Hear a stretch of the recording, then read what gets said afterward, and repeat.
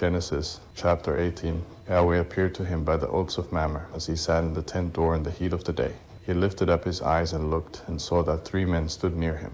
When he saw them, he ran to meet them from the tent door, and bowed himself to the earth, and said, My Lord, if now I have found favor in your sight, please don't go away from your servant. Now let a little water be fetched, wash your feet, and rest yourselves under the tree. I will get a piece of bread so you can refresh your heart. After that you may go your way, now that you have come to your servant. They said, Very well, do as you have said. Abraham hurried into the tent to Sarah, and said, Quickly prepare 3 seahs of fine meal, knead it, and make cakes. Abraham ran to the herd, and fetched a tender and good calf, and gave it to the servant. He hurried to dress it.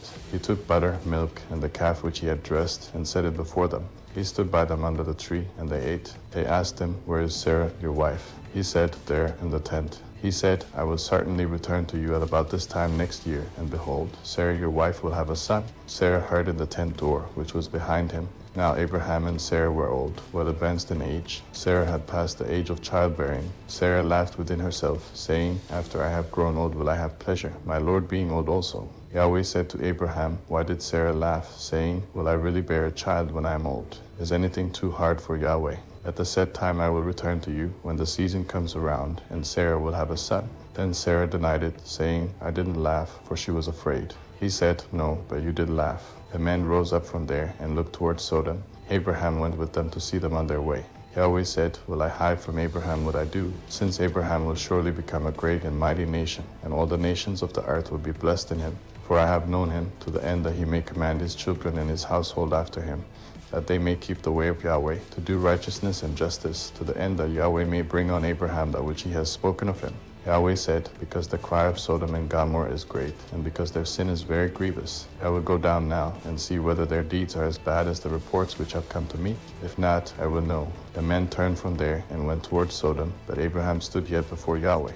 Abraham came near, and said, Will you consume the righteous with the wicked? What if there are 50 righteous within the city? Will you consume and not spare the place for the 50 righteous who are in it?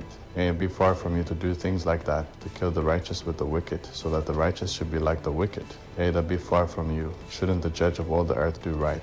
Yahweh said, If I find in Sodom 50 righteous within the city, then I will spare the whole place for their sake. Abraham answered, See now, I have taken it on myself to speak to the Lord, although I am dust and ashes. What if there will lack 5 of the 50 righteous? Will you destroy all the city for lack of 5? He said, I will not destroy it if I find 45 there. He spoke to him yet again, and said, What if there are 40 found there? He said, I will not do it for the 40's sake. He said, Although let the Lord be angry, and I will speak. What if there are 30 found there? He said, I will not do it if I find 30 there. He said, See now, I have taken it on myself to speak to the Lord. What if there are 20 found there? He said, I will not destroy it for the 20's sake. He said, Although let the Lord be angry, and I will speak just once more. What if 10 are found there? He said, I will not destroy it for the 10's sake. Yahweh went his way as soon as he had finished communing with Abraham, and Abraham returned to his place.